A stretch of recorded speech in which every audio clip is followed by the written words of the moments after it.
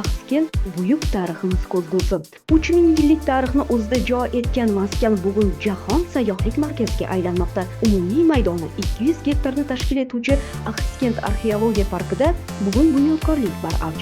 Ochiq osmon muzeylari, eksponatlar muzeyi va qadimiy Axsikent qal'asi andozasidagi mahobatli kirish darvozasi qurilish ishlari jadal davom etmoqda.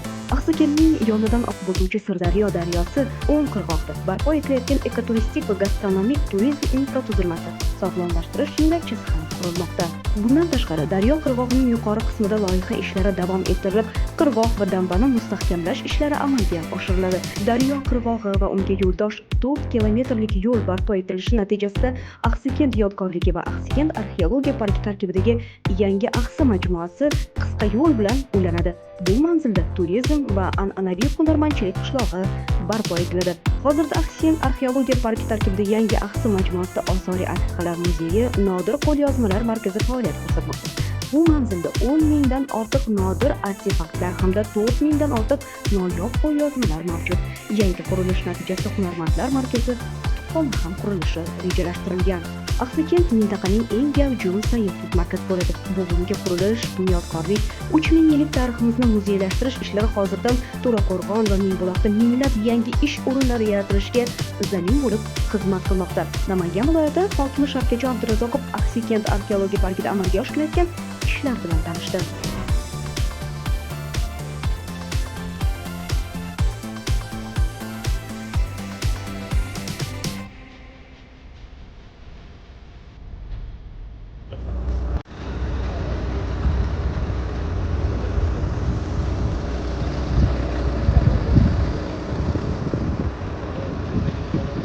Devlet maaşını orada yok o.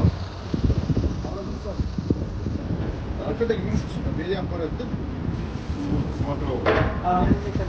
Смотрел. TikTok arıyor. Orada.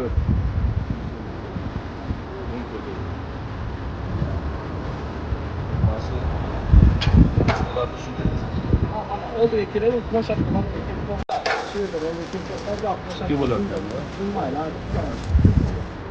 Namangan 64-xalqaro gullar festivaliga qizg'in tayyorgarlik ko'rmoqda.